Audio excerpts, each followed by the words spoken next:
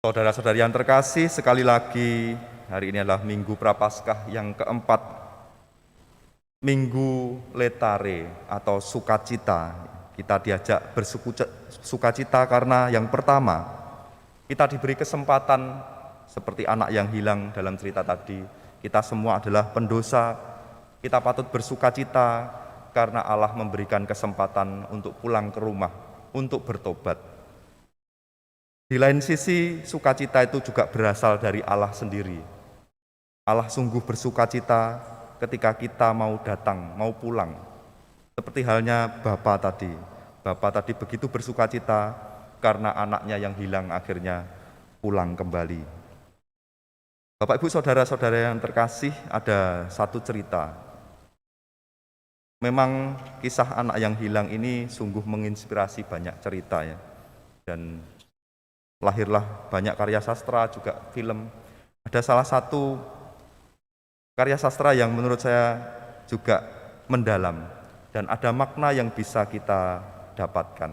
Ada seorang Romo yang merasa kasihan, tergerak oleh belas kasih melihat seorang pencuri.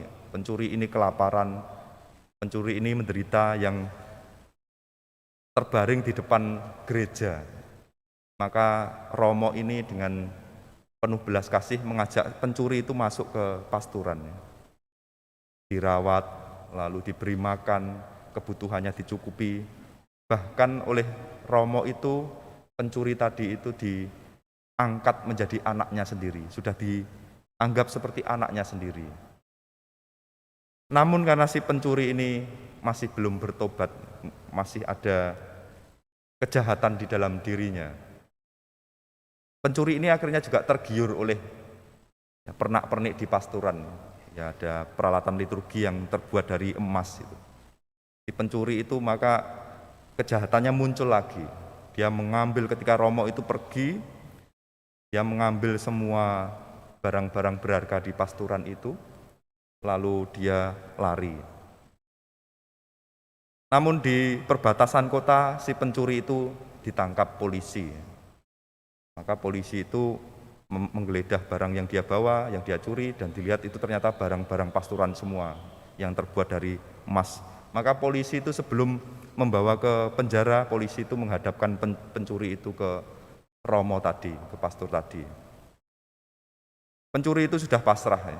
Dia yakin, wah, sudah hidupnya akan berakhir. Aku sudah diberi kesempatan oleh Romo yang baik hati itu, aku malah mencuri. Dan sekarang aku dihadapkan padanya, pasti aku akan dimarahi habis-habisan, pasti aku akan dipenjara, dan aku tidak akan mendapatkan kesempatan yang baik ini lagi. Setelah polisi itu menghadapkan ke depan Romo, apa yang dibayangkan oleh si pencuri itu tidak terjadi. Bahkan Romo itu dari kejauhan sudah menyambut polisi dan pencuri itu. Mari datanglah, dengan penuh senyum dan sukacita. Lalu polisi itu sampai keheran, loh, mengapa Romo tidak marah? Ini barang-barang pasturan diambil oleh si pencuri ini. Tapi Romo itu mengatakan, oh tidak, itu memang sengaja saya berikan untuk dia ini, untuk bekal perjalanannya. Menangislah si pencuri itu, dan sejak itu dia tidak berbuat jahat lagi, dan dia berjanji dalam hidupnya untuk menjadi orang baik. Ya, yang saya ceritakan ini adalah, kalau Bapak Ibu pernah melihat gitu ya, karya Prancis ya, yang Les Miserables. Dari situ kita melihat bahwa pengampunan yang disertai kasih itu sungguh bisa menggerakkan orang untuk bertobat daripada dengan hukuman, daripada dengan kekerasan, daripada dengan kebencian. Pengampunan itu justru bisa menyentuh ego, menyentuh hati orang yang terdalam, sehingga orang itu mau berubah menjadi lebih baik. Kalau Bapak Ibu melihat anak-anak ya, ini saya melihat satu tayangan psikologi seperti itu. Kalau anak-anak itu melakukan kesalahan, dimarahi habis-habisan, maka egonya malah terluka dan dia akan malah melawan ya, dan akan menjadi semakin parah.